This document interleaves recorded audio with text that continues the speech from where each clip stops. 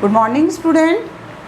Class 11th में हमारे first business concept में चल रहा था व्यवसाय के स्वरूप। हमने एकाकी व्यापार और संयुक्त परिवार के बारे में हमने पढ़ा। आज हम उसका तीसरा कॉन्सेप्ट पढ़ने जा रहे हैं, जिसको हम कहते हैं साझेदारी व्यवसाय, यानी कि पार्टनरशिप। ठीक है, पार्टनरशिप, आप साझेदारी के बारे में आपने बहुत कुछ सुना होगा। जब कोई भी व्यक्ति, दो या दो से अधिक व्यक्ति जब स्वेच्छा से किसी विशेष व्यवसाय को करने के लिए तथा उसका संचालन करने के लिए तथा उससे होने वाले लाभों को परस्पर इच्छानुसार तय समझौते के अनुसार बांटने के लिए तैयार होते हैं, तो साझेदारी व्यवसाय स्थापित किया जा सकता है, यानी उसे हम साझेदारी व्यापार कहते हैं।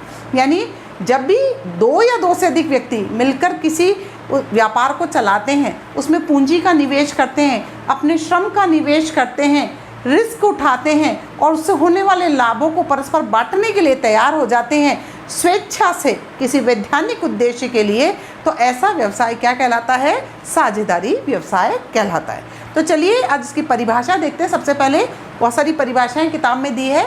भारतीय साझेदारी अधिनियम 1932 की धारा 4 के अनुसार क्या परिभाषा दी गई है कि साझेदारी उन व्यक्तियों का पारस्परिक संबंध है। कौन से व्यक्ति?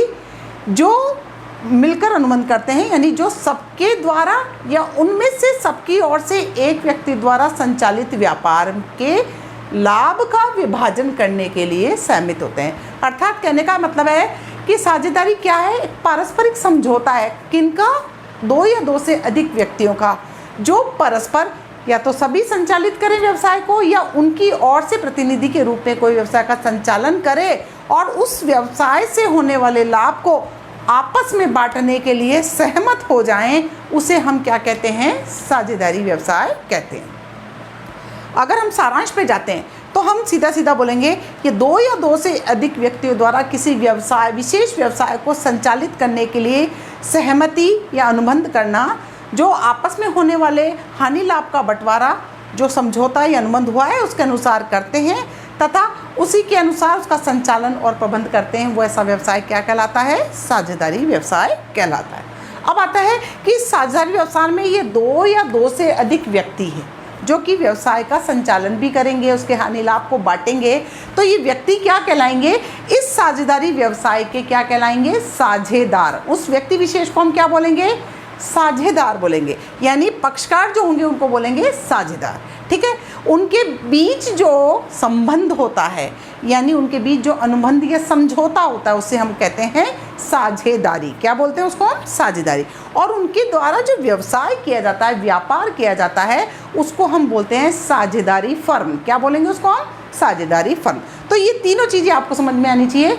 साझेदारी व्यापार करने वाले पक्षकारों को हम बोलते हैं साझेदार, उनके बीच जो समझौता है उसको बोलते हैं साझेदारी, और उनके द्वारा किया जाने वाला कार्य होता है उसे बोलते हैं हम साझेदारी फर्म। ठीक है, अब आती है उसकी विशेषताएं।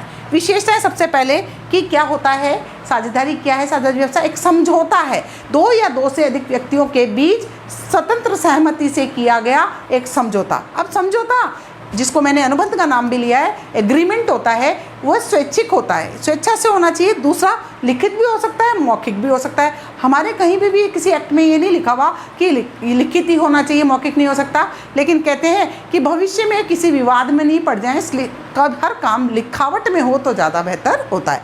दूसरा है दो या दो से अधिक व्यक्ति। साझेदारी के अंदर सबसे इम्पॉर्टेंट चीज़ है कि दो व्यक्तियों का होना परम आवश्यक है। दो से ज़्यादा हो सकते हैं, लेकिन एक अकेला व्यक्ति साझेदारी फर्म नहीं खोल सकता, क्योंकि एक साझेदार हो ही नहीं सकता। तो दो या दो से अधिक व्यक्ति मिलकर साझेदारी, तो साझेदारी में दो या दो से अधिक व्यक्ति होने चाहिए। लेकिन हमारी कंपनी एक्ट की धारा 4 में बोला हुआ है कि 50 से अधिक व्यक्ति साझेदार नहीं होने चाहिए। तीसरा है व्यवसाय का होना। कहते हैं किसी भी पार्टनरशिप के लिए व्यवसाय का होना ज़रूरी है, अर्थात व्यवसाय का आर्थिक क्रिया है तो लाभ कमाने के लिए होना चाहिए। चौथा है वैध उद्देश्य। कोई भी व्यवसाय वैधानिक उद्देश्य की प्राप्ति के लिए किया जाना चाहिए। अवैध व्यवसाय को व्यवसाय की श्रेणी में नहीं रखते तो साझेदारी में तो कैसे रखा जा सकता है। पांचवा उद्देश्य लाभ का विभाजन। साझेदारी किस लिए की जा रही है? उसका उद्देश्य होता है लाभ कमाना, तो लाभ के विभाजन के लिए साझेदारी की जाती है।